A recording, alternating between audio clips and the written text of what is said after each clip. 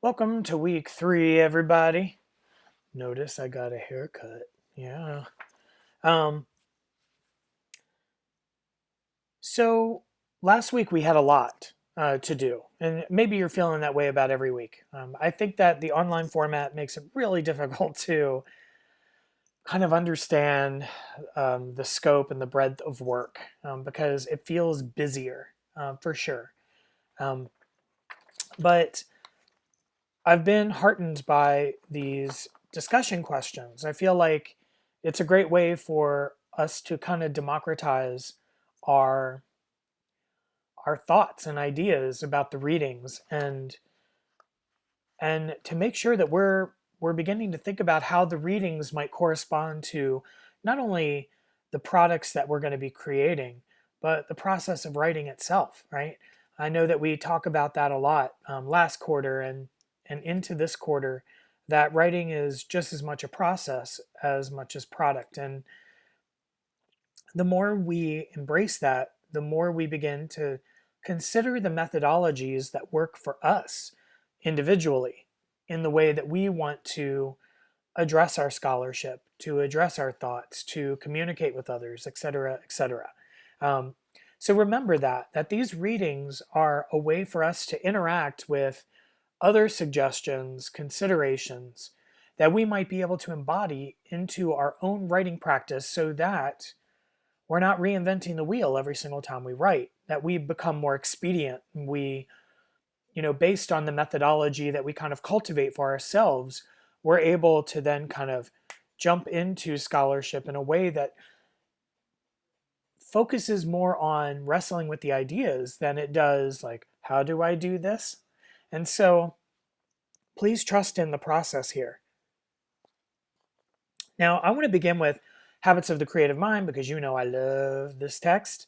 Um, and I asked you to read pages 54 to 95 for today's lecture, the Tuesday lecture. Um, I want to highlight a couple things from it. And some of it's going to resonate with a lot of maybe past lectures that I've made either in the fall or currently, just in the way that I'm talking about methodology, but it kind of solidifies it even further. So if you notice in the reading in Habits, we have the story of Jill Lepore and how her journey went when she um, started investigating the life of Ben Franklin, right? And then it wound up becoming all about his sister, even though that wasn't the intention at all. Um, and it's this idea of paying attention to not what you plan on saying, but the questions that keep coming up in the moment and in the moment and in the moment, and listening to those as a way to get to the authentic inquiry that eventually becomes the culmination of your research project. Yeah. Many of you are in the question phase, and indeed, I have been asking you to remain in the question phase. And this week, you're accumulating a bunch of research that you're reporting in an objective way for the documentary news story. And even in this, you're just gathering information so that your questions on the other end can feel even more intuitively linked to what you've discovered. But by no means are we coming up with a thesis yet. We're still in the question mode, even though it'll be perhaps a more informed question. I want to share a little bit from Habits because I like reading to y'all. I'm on page 61 if you want to follow along. And it's again talking about how the initial writing that you do for a research based project is never thesis oriented, that it's just a series of questions. It's provocative insight. It's making connections between things and just kind of writing through all of that.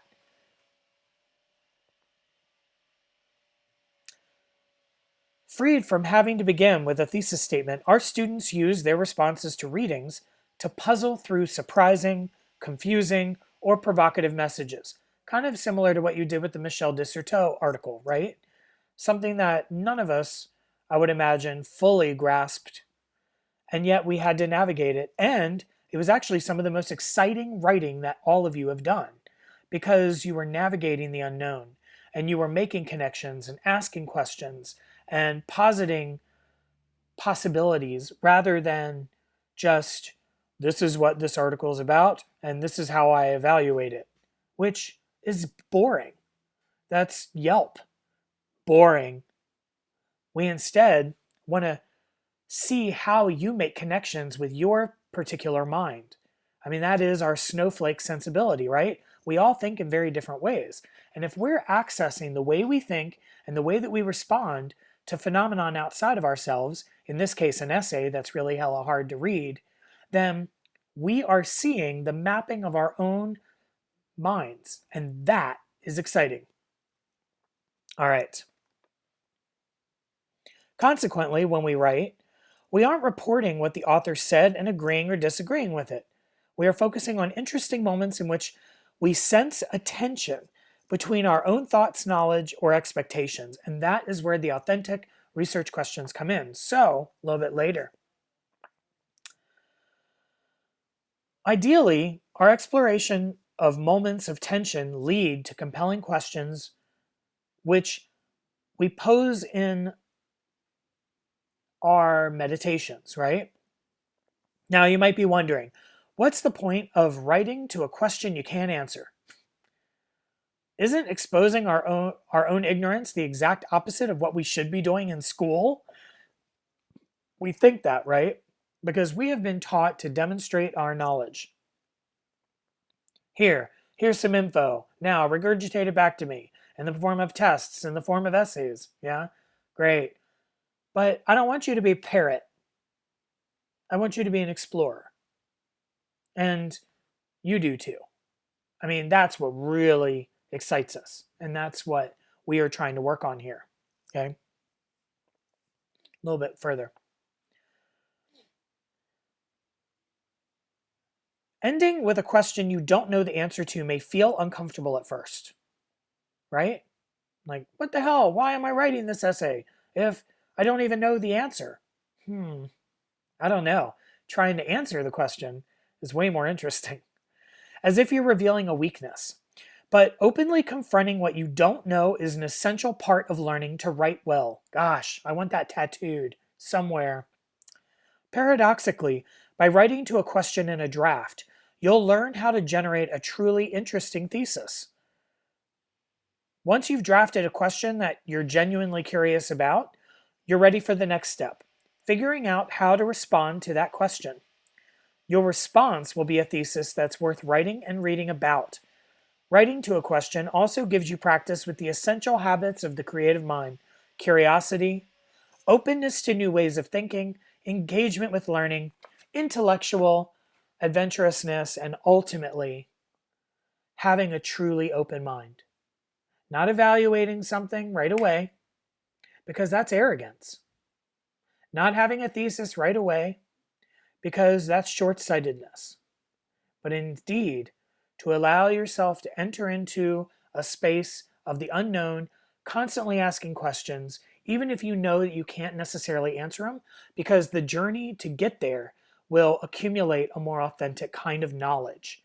And this is what being a skeptic was all about. This is what it's about. It's about never fully believing that you absolutely know the answer. And if you feel like you absolutely do know the answer to anything, I'm going to venture and say that you're a fool. One, because you're hella young. Two, I'm 2.5 times older than you and I still don't have the absolute answers to anything. But it doesn't mean that I don't glean wisdom in the process. Those are very different things. All right. So you can imagine how just thinking about the story of Jill Lepore's examination, first thinking that she was going to be writing this biography about Ben Franklin, but ultimately writing a biography about his kind of long lost sister, is really the habit of the creative mind. Discovery. Letting the questions keep building. That's so important. So I have a writing prompt for you. If you wanted to take a moment, and you right after I ask it, you can pause this lecture and just do it for yourself. You have been devising questions about your subject matter. Maybe you're not really certain what your subject matter is yet. Maybe you're still like, what the hell, right? Maybe you got nothing from that subject observation. Maybe it just didn't go where you wanted it to go.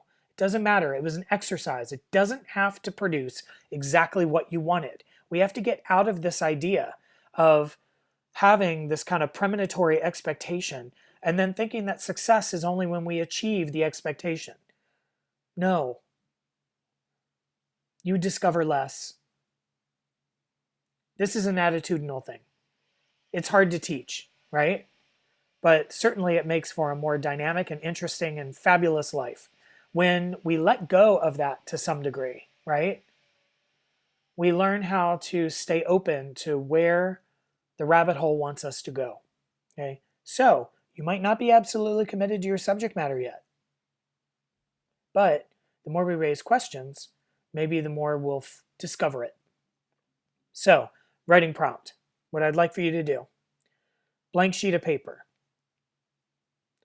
Devise 2 guiding questions you have currently based on what you know and don't know.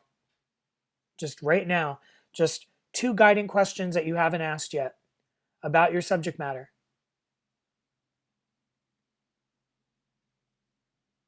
And of course, you can pause this lecture to make that happen. All right.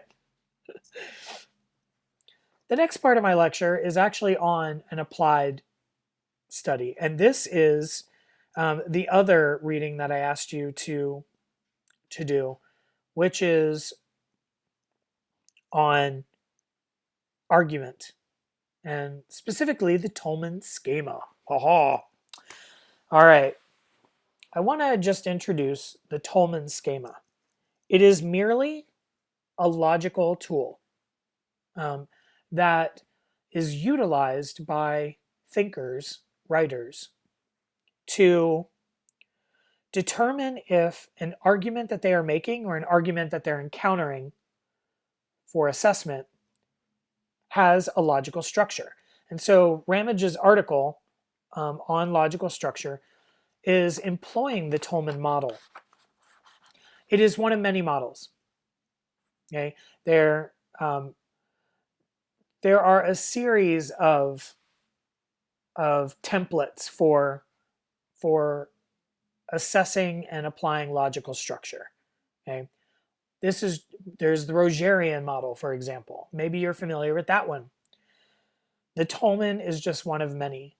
I'm not preferring it necessarily. I just think that it is a clearer version of a schema that is used to apply argument 4. Okay, so make sure that you read that article. My lecture is merely a supplement to that. So in the Ramage article, it breaks down the Tolman. And that is the enthymeme, right? Which is the claim and the reason, which essentially is what we typically think of as thesis, right? Then there are the grounds, or we could call it evidence, which is informational evidence and argument. So it could be actually data or ideas that support the enthymeme, a direct support to the enthymeme, right? Which is the claim and rationale, or claim and reason. Then we have the warrant, and this is the tricky one. The warrant is usually an underlying assumption that somehow turns the enthymeme into a complete logical structure. So the warrant could actually be in the essay or not. It's up to the perception of the person reviewing or applying the Tolman schema to identify what is the underlying assumption that makes this enthymeme complete. What value? What idea?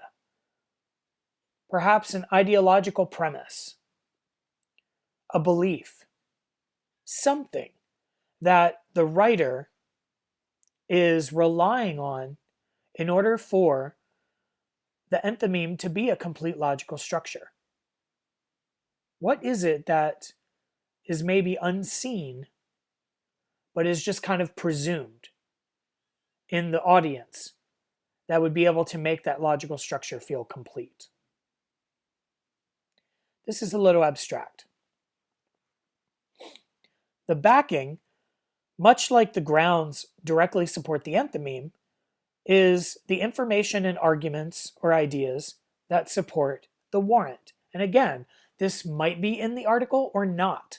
And it's up to the writer to assess whether they think that the warrant needs to be explicitly included in their argument, depending on who they think their audience is and how much they would rely upon those underlying assumptions. Yeah? We'll do an example in a moment. Like now. All right. Here is our enthymeme. Maya is ugly because he is short, bald, and pasty white. Yeah? So we might remember that one from the fall. Let's use that. It's a very basic enthymeme, but we can break it down. The claim and the reason, right? The claim being Maya is ugly. The rationale, because he is short, because he is bald, because he is pasty white. Yes? All right. That is our enthymeme. Now, there's a whole lot of grounds for this. Okay? I'll just list some. Yeah? He is 5'8", which is shorter than the average man, right? So then we would need to know that somehow averageness equated to attractiveness, right? All right. He has no hair. That's a grounds. He is in the upper 8th percentile of human paleness on the planet. And in a Cosmopolitan poll, 88% of people declared that Maya was not attractive enough to inspire a second glance. Right? Or maybe we have the statistic 41% of people said that they felt sick upon viewing his visage. Or he is 10 times more likely to incite hurling than Donald Trump. Okay? These are all examples of grounds, right? That somehow are establishing direct support. So we would need direct support as to Maya is ugly, right? So maybe a definition of ugliness. We would need to confirm that he is short. We would need to confirm that he is bald. We would need to confirm that he is pasty white. Then we would have to correlate shortness to ugliness, baldness to ugliness, pasty white to ugliness. These would all be grounds. Now, typically, in a more developmental kind of thinker, the enthymeme and the grounds are what constitute the rudimentary part of an argument. And it's not a sophisticated one. Because an argument is not incredibly successful if it's just, the sky is blue, here is why. Support, support, support, right? We also have to understand perhaps why our audience would conceive of this evidence as somehow being persuasive. Okay? And this is where the warrant comes in.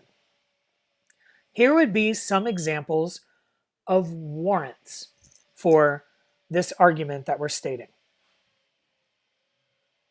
Shortness is not an exhibitor of social conceptions of beauty in American men. Now, you might be going, well, duh, but is that really an absolute truth? Perhaps there are other places around the world where shortness is considered more attractive. Or if we are defining if we're defining attractiveness by evolutionary fitness, well, it gets a little more convoluted, right? For example, despite the fact that tall men might be seen as being stronger and therefore could support or defend their families more, which might make it so that women find them more attractive in order to have babies and all that goodness, which might lead to beauty. Shortness is more indicative of a longer life. Short men tend to live longer. So that could be a rationale for an involved evolutionary fitness, if that indeed was more important. In America, that's not as important. So, you see what's happening here? That duh kind of moment that, well, shortness is not an exhibitor of social conceptions of beauty in American men, depends on the audience, right? Now, if your audience is all Americans, that duh-ness, that duh moment kind of makes sense, right? We might not need to include any kind of evidential support for why shortness is an exhibitor of social conceptions of beauty, and therefore, maybe it doesn't need to be mentioned. However, in a multicultural community, maybe you would, right? That would be a warrant, an underlying assumption that is presumed as a way to complete the logical structure of your enthymeme. The same with baldness, the same with paleness, right? Baldness is not an exhibitor of social conceptions of beauty. Paleness is not an exhibitor of social conceptions of beauty. Now, you would articulate this, and then you would have to assess, if you were the writer, whether you wanted to include them explicitly in your argument or not, based on who you perceive your audience to be. Now, baldness, for example, you might want to consider making that explicit because you would want to support that. There are obviously examples of bald folks who are considered very sexy, right? Or attractive. Sean Connery, for example. A lot of people think that, right? I don't know. You're going to have to come up with the examples. But, there are holes poked in that possibility. You might have a reader going like, I don't know. Yeah. And that's when you would need to include backing. Yeah. To make the warrant explicit and then perhaps to support the warrant. So maybe cosmopolitan polls that, utilize statistics about shortness, baldness, and paleness. Specifically, only 4% of women are even find baldness attractive. Or they'll look at a guy with long flowing hair more. Or we could even use the support of like the Samson theory, right? One of the great myths of Western culture. And looking at how that somehow permeates into our everyday culture where it's like hair signifies something about strength or something about virility. Who knows, right? And backing would be what supported, or this information would be the backing that supports the warrant. Yeah. Hopefully that makes somewhat sense. Yeah. This is not simple. Like applying the Tolman model doesn't just kind of happen like that. So that's the reason why I have a lot of examples in Camino of the Tolman model being applied, more examples of it, explanations. The more that we look at the various ways that people explain it, the better we'll be. And it also has everything to do with our discussion question for this week as a way to practice applying it. Okay. We are going to officially or formally apply it later to our own arguments as a way to develop our prowess for logic. But just know that we'll keep practicing this. It doesn't just happen overnight. All right. Lastly,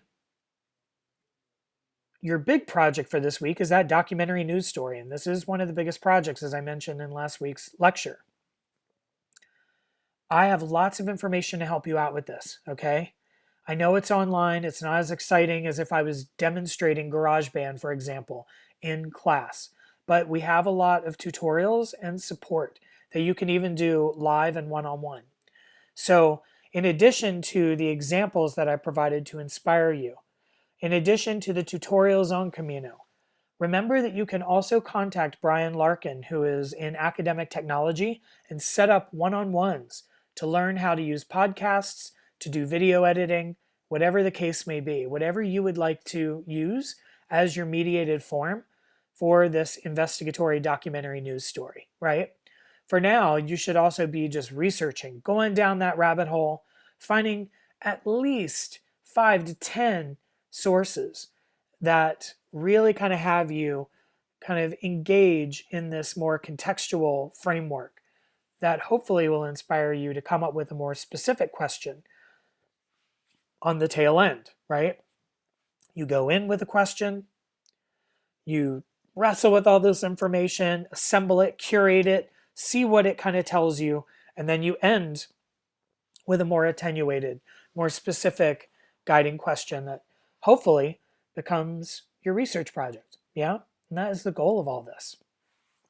So I'm not giving you too much to do this week so that you could really work on that documentary news story.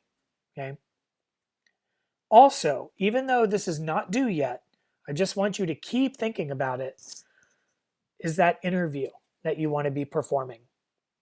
Now, we're in luck because while teachers are a little bit busier just trying to online everything, upload online, while they're trying to do all that and that keeps them a little busy, they also are a little bit easier to access because we don't have as many professional commitments outside of teaching.